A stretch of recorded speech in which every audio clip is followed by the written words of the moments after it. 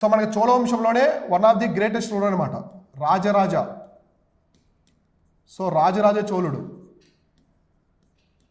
So Rajaraja చోళుడు almost 985 నుంచి so 985 నుంచి సో మనకి 1014 వరకు అనమాట సిఈ. సో 985 నుంచి సో 1014 కామన్ ఎరా. సో ఈ టైం వరకు పరిపాలించాడు ఎవరు? రాజేంద్ర చోళుడు. సో కాబట్టి ఇప్పుడు రాజరాజ చోళుడు. కాబట్టి ఇప్పుడు మనం రాజరాజ చోళుడు ఇక్కడ మనకు కనిపించే వ్యక్తే రాజరాజ చోళుడు అనమాట. సో రాజరాజ చోళుడికి సంబంధించి ఏ విధంగా ఉన్నాయి? చోళ సామ్రాజ్యంలో రాజరాజ చోళుడు యొక్క సంఘటనలు ఏమున్నాయి? ప్రధాన సంఘటనలు ఏమున్నాయి? ఆయన ఏ ప్రాంతాన్ని జయించాడు, ఏ ప్రాంతాన్ని జయించాడు, అలానే ఎటువంటి ఏ ప్రాంతాలు జయించాడో కాకుండా ఎటువంటి సంఘటనలు జరిగాయి, ఎటువంటి ఆర్కిటెక్చర్స్ అనమాట నిర్మాణాలు జరిగాయి అనేది ఇప్పుడు మనం చూద్దాం. So Rajaraja Chola. So he has born as the Arunmozhi Varman was one of the greatest emperors of the Chola empire అనమాట. సో ఇతనికి అసలు పేరు ఏంటంటే అరుణ్మొళి. సో అరుణ్మొళి వర్మన్. సో ఇతనికి అసలు పేరు వచ్చేసి అరుణ్మొళి వర్మన్ అంటారు.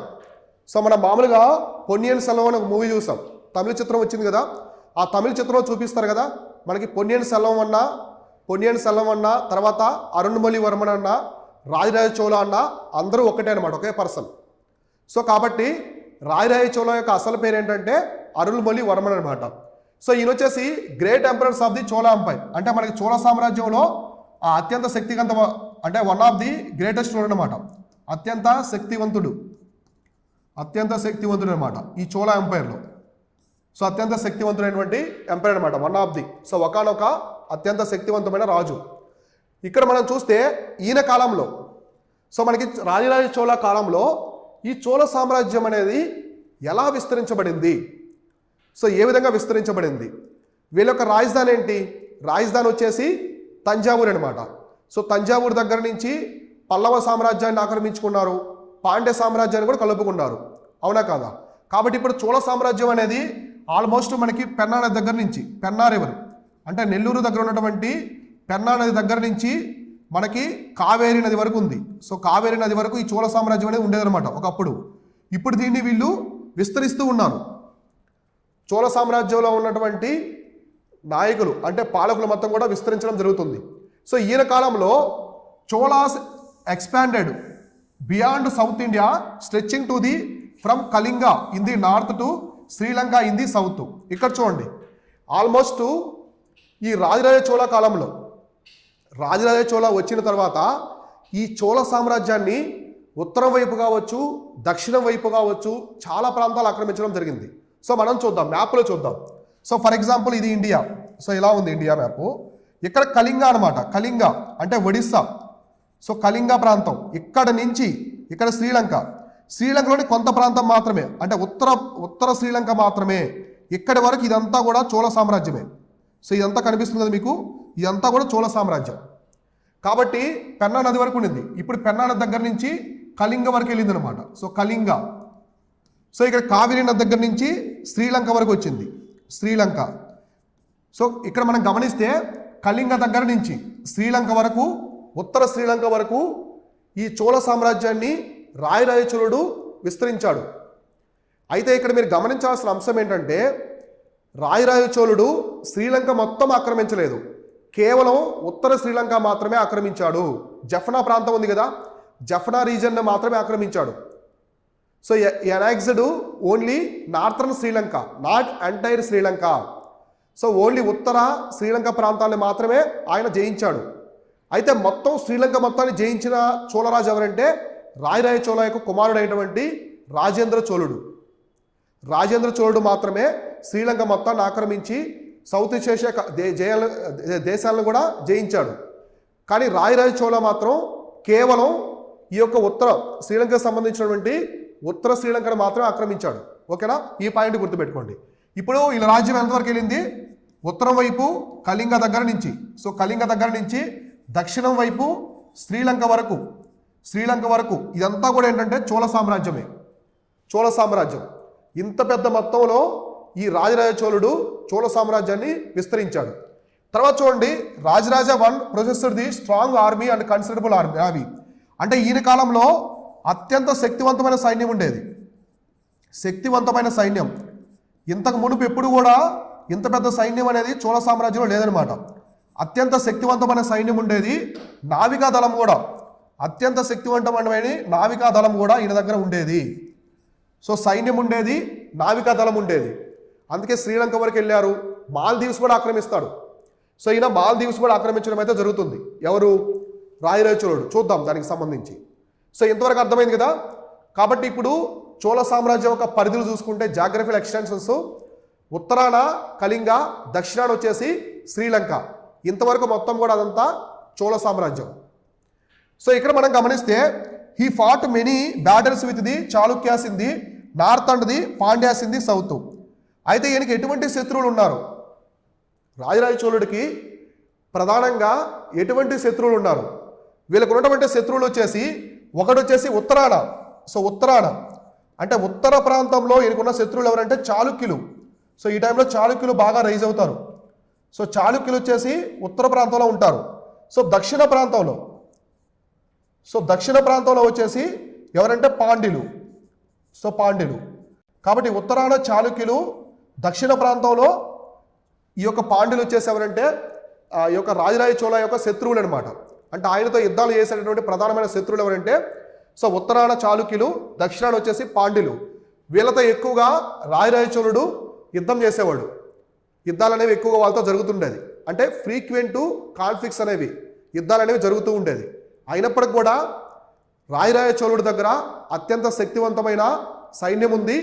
అత్యంత శక్తివంతమైన నావికా దళం కూడా రాజరాజ చోళుడి దగ్గర ఉందన్నమాట. సో అందువల్ల చోళ సామ్రాజ్యాన్ని అంత పెద్ద మొత్తంలో కళింగ దగ్గర నుంచి శ్రీలంక వరకు ఆక్రమించడం జరిగింది. ఓకేనా. సో నెక్స్ట్ చూద్దాం రాజరాజ చోళుడికి సంబంధించినటువంటి ప్రధానమైన అంశాలు. అయితే ఈయన ఈ ఫాలోడ్ శైవిజం, శైవ మతం. ఈయన హిందూ మతంలో ఉన్నటువంటి శైవ మతాన్ని అనుసరించేవాడు. శైవ మతం అంటే శివుణ్ణి మాత్రమే పూజిస్తారు వీళ్ళు. శివుణ్ణి మాత్రమే వీళ్ళు పూజిస్తారు. సో నైనార్లు అంటారు కదా అట్లా. సో కాబట్టి రాజరాజ చోళుడు వర్షిపర్ ఆఫ్ ది శివ అనమాట, డివోటీ ఆఫ్ శివ. సో శైవ మతాన్ని ఫాలో అయ్యాడు, శివుణ్ణి మాత్రమే పూజించేవాడు. అలానే శివుణ్ణి పూజిస్తున్నాడు కదా, అందువల్ల ఆయన సో మనకి 1010 సో 1010 CEలో ఈయన శివుడికి భక్తితో ఒక టెంపుల్ నిర్మిస్తాడు. అదే బృహదీశ్వర ఆలయం, తంజావూరులోని బృహదీశ్వర ఆలయం. సో బృహదీశ్వర ఆలయం ఎక్కడ నిర్మించారంటే తంజావూరు. సో బృహదీశ్వర ఆలయాన్ని రాజరాజ చోళుడు నిర్మించాడనమాట. సో ఎక్కడ నిర్మించాడు రాజరాజ చోళుడు? బృహదీశ్వర ఆలయాన్ని సో తంజావూరులో నిర్మించాడు. తంజావూరులో ఎప్పుడు? 1010 CEలో. ఎందుకు నిర్మించాడు? ఆయన శైవ మతాన్ని ఫాలో అవుతాడు, శైవ మతాన్ని అనుసరించాడు. కాబట్టి శివుడికి గుర్తుగా, శివుడి మీద భక్తితో ఒక పెద్ద ఆలయాన్ని నిర్మిస్తాడు.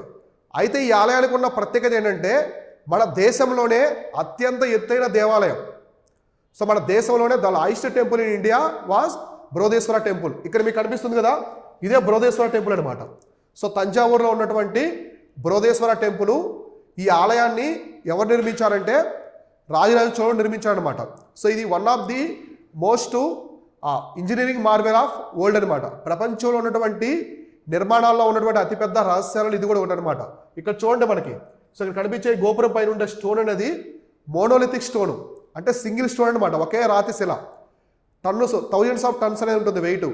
దాన్ని అప్పట్లోనే అంత పెద్ద దేవాలయం పైకి తీసుకెళ్లారు. అంటే వాళ్ళు ఈ విధంగా కట్టుకున్నారు అనమాట, మట్టితో ఈ విధంగా కట్టుకొని ఒక పెద్ద బ్రిడ్జ్ లాగా. సో ఇక్కడి నుంచి ఎలిఫెంట్స్ ద్వారా తీసుకెళ్లారు ఆ టెంపుల్ మీదకి. అయితే ఇది మనకి యునెస్కో వరల్డ్ హెరిటేజ్ సైట్ అనమాట, ప్రపంచ వారసత్వ ప్రదేశం. సో ఇది యునెస్కో వాళ్ళ యొక్క ప్రపంచ వారసత్వ ప్రదేశంగా గుర్తించబడింది. వారసత్వ ప్రదేశం అంటే యునెస్కో యొక్క వరల్డ్ హెరిటేజ్ సైట్ అనమాట మన భారతదేశంలో. ఎక్కడుందంటే తంజావూరులో ఉంది. కాబట్టి ఈ ఆలయాన్ని ఎవరు నిర్మించాడంటే రాజరాజ చోళుడు నిర్మించాడు. ఈ ఆలయం అనేది మన దేశంలోనే, సో భారతదేశంలోనే ఎత్తైన ఆలయం అనమాట. సో మొత్తం ఇండియాలోనే ఎత్తైనటువంటి ఆలయం ఏదంటే బృహదీశ్వర ఆలయం. సో తర్వాత ఈ also helped the construction of the Buddhist monastery at the Nagapattinam. So Madras దగ్గర ఉన్నటువంటి నాగపట్టినంలో ఉన్నటువంటి బౌద్ధ ఆశ్రమం సో బౌద్ధాశ్రమం నిర్మాణానికి కూడా ఈయన సహాయం చేశాడు. చూడండి, అంటే ఆయన శైవ మతాన్ని అనుసరించినప్పటికీ బౌద్ధ మతాన్ని కూడా ప్రోత్సహించాడు. బౌద్ధ మతాన్ని కూడా ప్రోత్సహించడం అయితే జరిగిందనమాట. ప్రోత్సహించాడని చెప్పేసి ప్రధాన ఆధారం ఏంటంటే నాగపట్టణంలో బౌద్ధాశ్రమానికి కూడా ఆయన నిర్మాణానికి చాలా వరకు సహాయం చేశాడు. తర్వాత Rajaraja one was involved in the many successful military conquest during his region. అంటే మనకి చోళుల్లో ఎక్కువ విజయాలు, ఇప్పటి వరకు చోళ సామ్రాజ్యంలో ఉన్న రాజుల్లో ఎక్కువ విజయాలు తీసుకొచ్చింది ఎవరంటే రాజరాజ చోళుడు. అలానే రాజ్య విస్తరణ కూడా, రాజ్య విస్తరణ కూడా పెద్ద మొత్తంలో చేశాడు. రాజ్య విస్తరణ కూడా చాలా పెద్ద మొత్తంలో చేసినటువంటి రాజు ఎవరంటే రాజరాజ చోళుడు. ఎందుకంటే ఈయన అతిపెద్ద ఆర్మీని, శక్తివంతమైన సైన్యాన్ని, నావికా దళాన్ని మెయింటైన్ చేశాడు. నిర్మాణాల్లో కూడా భాగంగా అతిపెద్ద దేవాలయమైనటువంటి బృహదేశ్వర ఆలయాన్ని నిర్మించాడు. ఉత్తరాన చాళుక్యులు, దక్షిణాన పాండ్యులతో పోరాడి తన సామ్రాజ్యాన్ని కాపాడుకున్నాడు. ఏ రాజు కూడా చోళ సామ్రాజ్యం వైపు చూడాలంటేనే భయభ్రాంతికి గురయ్యేవాళ్ళు. ఆ విధంగా అతిపెద్ద సైన్యాన్ని ఈయన నిర్వహించాడు అనమాట. ఆ రోజుల్లో మేనేజ్ చేయడం జరిగింది. ఓకేనా? ఇలా. తర్వాత మనం గమనిస్తే he extend Chola empire under the Rajaraja one included. అంటే ఈయన రాజ్య విస్తరణ ఏ విధంగా చేశాడు? రాజ్య విస్తరణ అంటే చోళ ఎంపైర్ని ఏ విధంగా విస్తరించాడనేది ఇప్పుడు మనం చూద్దాం.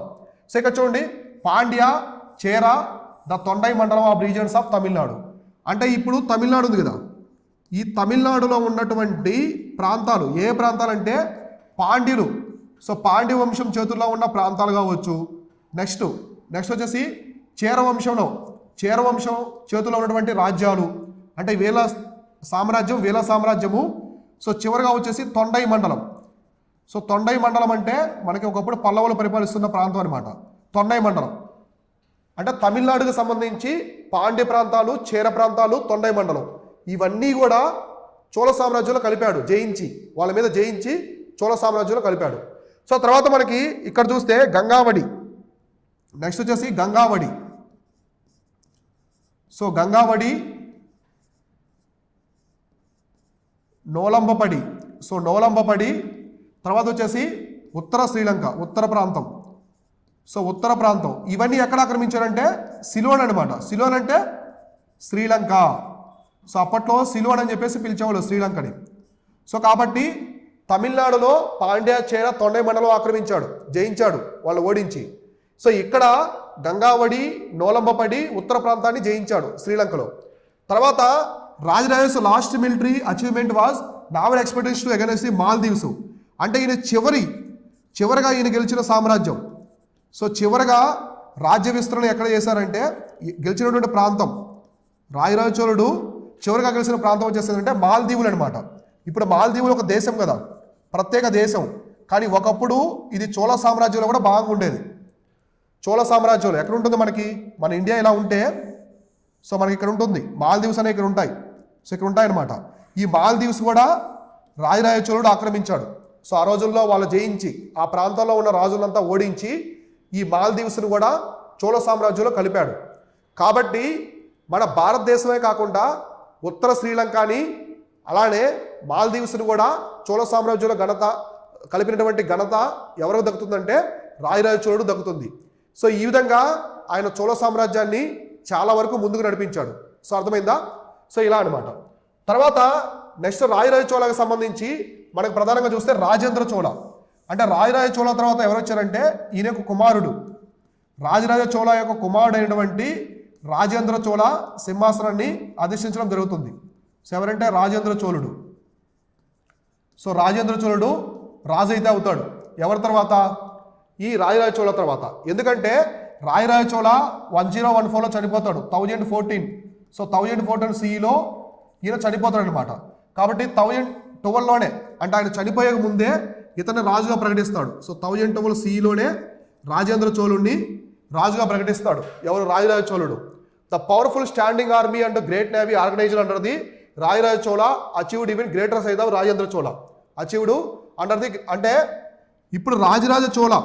రాజరాజ చోళ చేసినటువంటి విజయాల కంటే కూడా రాజేంద్ర చోళుడు రాజేంద్ర చోళుడు ఇంకా గొప్ప విజయాలు తీసుకొస్తాడు. రాజేంద్ర చోళుడు చోళ సామ్రాజ్యానికి అతిపెద్ద ఆ విజయాలు తీసుకొస్తాడు. అర్థమైందా? అయితే ఇక్కడ చోళ సామ్రాజ్యం ఉన్నప్పుడు మనకి ఆంధ్ర ప్రాంతం అంటే ఉత్తరాంధ్రలో వేంగి చాళుక్యులు ఉంటారు. వేంగి చాళుక్యులు పరిపాలిస్తూ ఉంటారు. కాబట్టి రాజరాజ చోళ కాలంలో ఉత్తరాంధ్రాన్ని పరిపాలించినటువంటి రాజవంశం ఏంటంటే వేంగి చాళుక్యులు. సో వేంగి చాళుక్యులు ఉంటారు. ఈ వేంగి చాళుక్యుల రాజు అయినటువంటి విమలాదిత్యుడు. సో రాజరాజ చోళ టైంలో వేంగి చాళుక్యుల యొక్క రాజు ఎవరంటే విమలాదిత్యుడు అనమాట. ఈ విమలాదిత్యుడికి వీళ్ళ కూతురునిస్తాడు. సో కుందవి అని చెప్పేసి వీళ్ళ కూతురు అనమాట. సో కాబట్టి రాజరాజ చోళ యొక్క కూతురు ఎవరంటే కుందవి. ఈ కుందవిని విమలాదిత్య గురించి వివాహం చేస్తాడు. సో వివాహం అనేది చేస్తాడనమాట. సో కాబట్టి వేంగి చాళుక్యులు అంటే తూర్పు చాళుక్యులు, ఈస్టర్న్ చాళుక్యాస్ అంటాం కదా, ఆ తూర్పు చాళుక్యులు ఉత్తరాంధ్ర ప్రాంతాన్ని పరిపాలిస్తున్నటువంటి తూర్పు చాళుక్యుల రాజు అయినటువంటి వేంగి చాళుక్యుల రాజు అయినటువంటి విమలాదిత్యుడికి తన కూతురు అయినటువంటి కుందవిని, ఎవరి కూతురు? రాజరాజ చోళ యొక్క కూతురు అనమాట. అంటే రాజేంద్ర చోళ యొక్క సోదరినిచ్చి వివాహం చేస్తాడు. కాబట్టి ఇలా చోళులకి తూర్పు చాళుక్యులు వేంగి చాళుక్యుల మధ్య వైవాహిక సంబంధాలు అయితే మొదలవుతాయన్నమాట. సో ఇంతవరకు అర్థమైంది కదా. కాబట్టి రాజరాజ చోళ యొక్క కూతురైనటువంటి కుందవిని వేంగి చాళుక్యులు రాజైనటువంటి విమలాదిత్యుడికి ఇచ్చి వాళ్ళ యొక్క సంబంధాలు వైవాహిక సంబంధాలను మెరుగుపరుచుకుంటారు. ఓకేనా?